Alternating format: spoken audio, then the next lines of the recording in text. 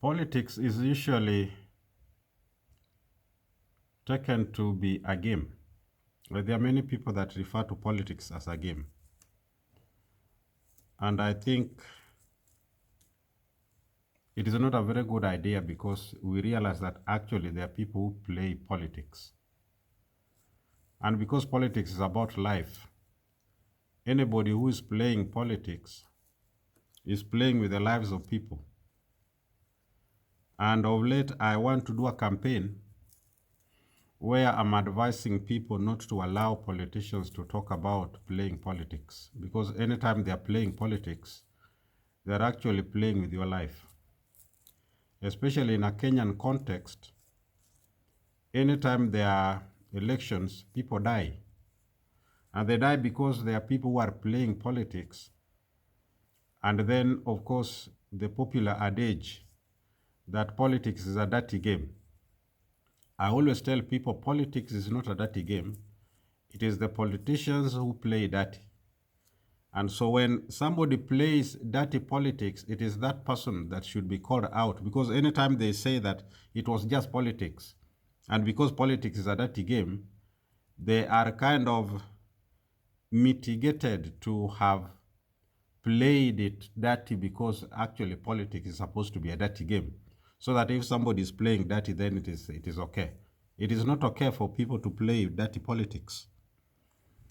I would that the politicians who play dirty should be called out, just like in football. Anybody who plays dirty is given a yellow card or a red card and sent out of the field.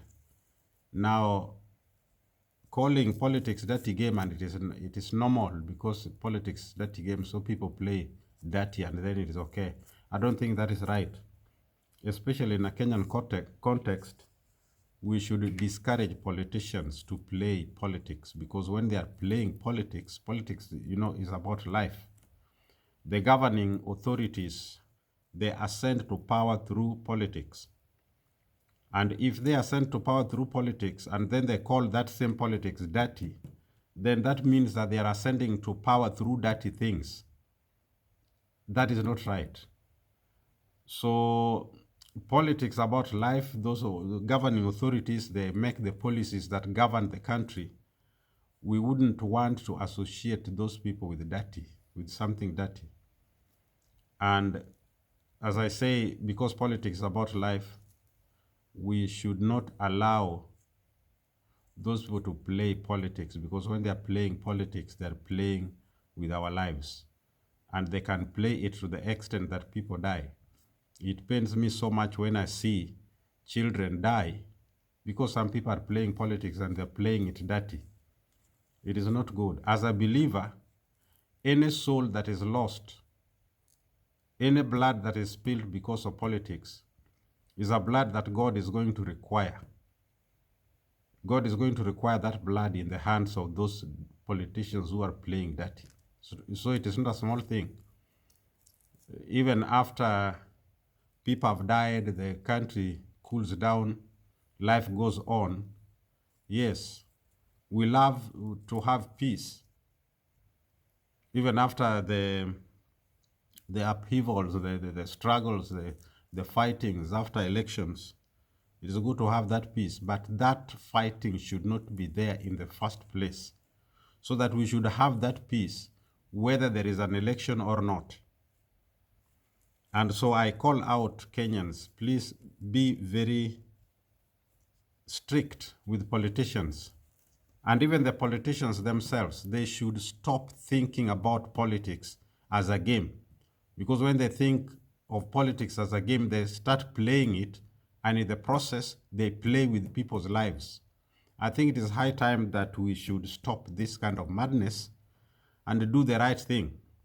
And talking about doing the right thing, I see now things are changing because last time when Raila was competing Uhuru, and of course Uhuru had his people and Raila had his people, and there are complaints that Raila people were making, and there were some accusations that were coming from the other side.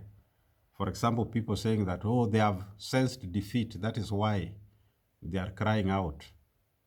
Now the same people who are talking like that are now, especially these people that are now with Ruto, they are speaking exactly the way ODM or NASA people were speaking the other time. Now, for me, I really don't like that duplicity, that the same thing you are asking people not to say. When you jump to the other side, you say the same things. I don't know how politicians can put their face to these things that even the internet, that we say the internet doesn't sleep. People record these things. Sometimes they are played in the presence of those people, and they don't even get embarrassed. They don't even apologize. They can sit there and see how they were lying or how they were saying certain things. Now they are saying exactly the opposite. It is quite unfortunate. But I want to remind us about the things that the Lord said. For example, in Luke 6:31, the Bible says that, and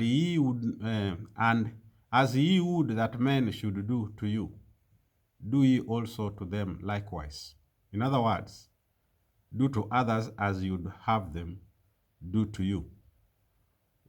That is very important. That is a guiding principle that is so important. Don't do to others what you not want them to do. That's another variation, another way of putting it.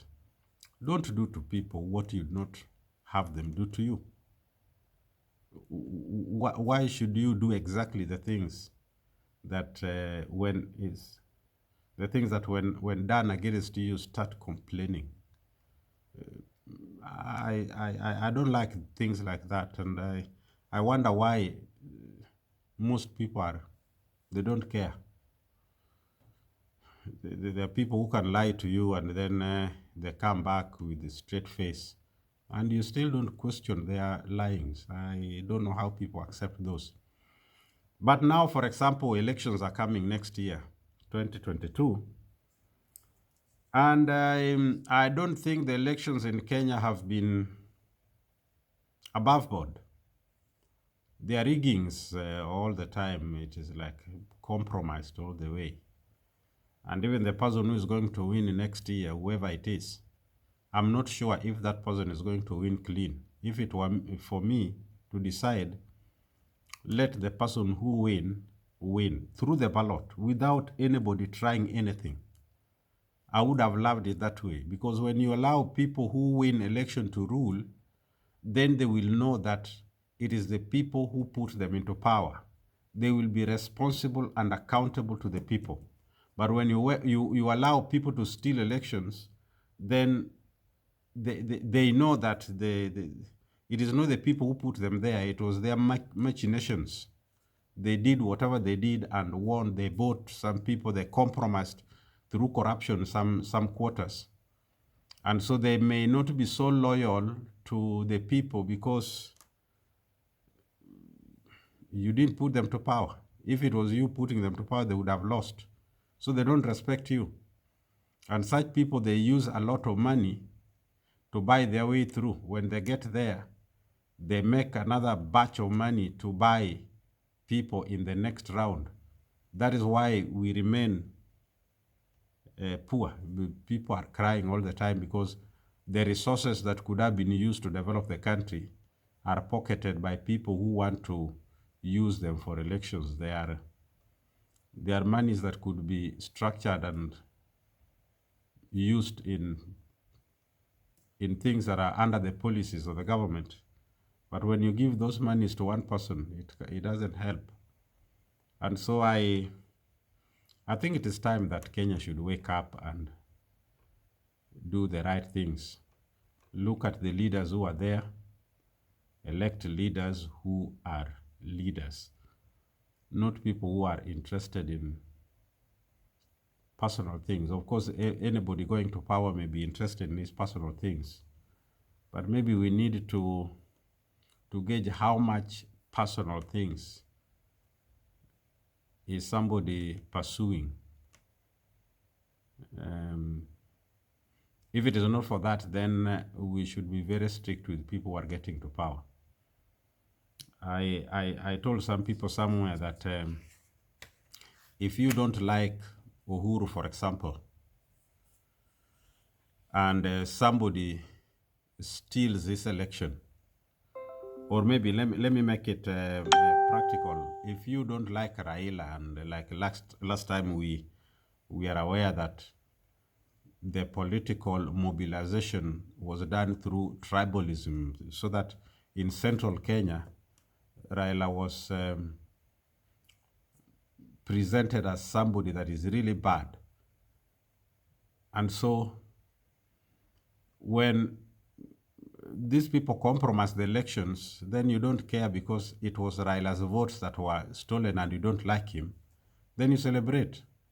But what you don't know is that those people who steal elections, after stealing Raila's votes, for example, I'm now using this as an example, after stealing Raila's votes, they will now go and steal your money. You see, they will go there and steal your money. They will start by stealing votes of somebody you don't like and you celebrate. And when they get to power, they now start stealing your money. And then you start crying. Because when they start stealing money, money is not just Raila's money. They will steal your money. And then you start crying. I think we should wake up and just let, even if I don't like somebody, like now, I don't think it's a good idea for Kenyans to elect Ruto into power. But if they decide to elect him into power, the Bible says that give them the leader they want. I hear like last time when Uhuru and Ruto won, including Christians were saying that he was God's choice. I wouldn't be quick on that because sometimes God gives people what they ask for. If you ask for something and you insist, God allows you to have what you insist to have. And after having it, then of course the repercussions. I believe that anybody that God gives power should be very keen on how he does things. I don't think God would give people power where children are killed because of that politics. That you do things that make people suspicious that elections are stolen and give people excuses to think that there is something underhand. That shouldn't be like that. And if that be the case, of course, then if somebody gets to power because people insisted to have that person, even if he's a bad leader, let that person rule and hit them so badly that they start crying, then they will learn. You see, you put somebody who was not supposed to be in power, you put that person to power, let him rule. If Ruto wins, let him rule. If Raila wins, let him rule. Let him lead. If he's a bad leader, then you learn from that. Next time you don't put people because of emotions. Like this idea that some people were being accused at The Hague and then people sympathize and give them power on the account of sympathy. You give people power because you see leadership in them, not because they are accused somewhere. If they were wrongly accused, they could argue their cases through and win the cases, not that you give them power in order to shield them from prosecution. That was a very bad thing to do. Give people power because they are leaders. Don't give people power to shield them from anything.